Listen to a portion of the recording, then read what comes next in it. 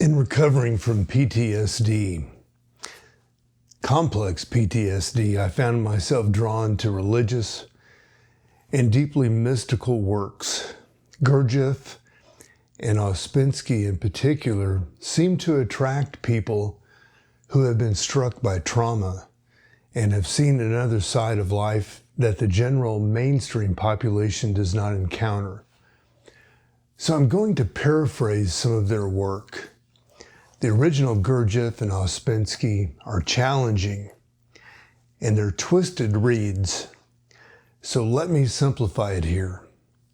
I'm Roach, Mark Roach, here to shine some light on what I found as a comforting perspective, sharing here for those of us with complex PTSD.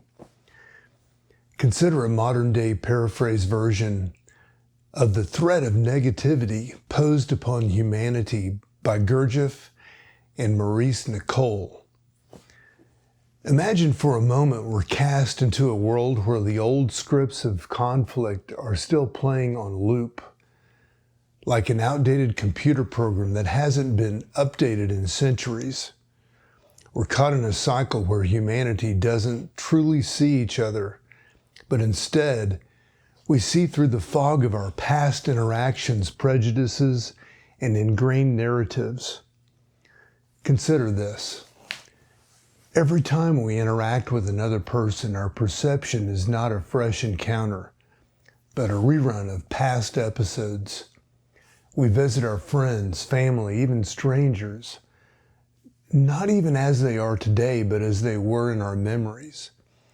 This isn't just about nostalgia or sentimentality. It's about a failure to update our internal software. Our minds, much like outdated systems, struggle to process new data, to see the world as it truly is now, not as it was. In this modern era where technology evolves exponentially, we humans are still grappling with our ancient operating systems of thought. We're programmed for war, for division, because our associations tell us it's how it's always been. But what if we could rewrite this code? What if we could upgrade our emotional and cognitive hardware, not to just recognize, but to truly see each other in the present, unburdened by the past? The challenge before us in this interconnected digital age is to consciously evolve, not just like or retweet on social platforms, but to engage with an awareness that transcends mere mechanical reactions.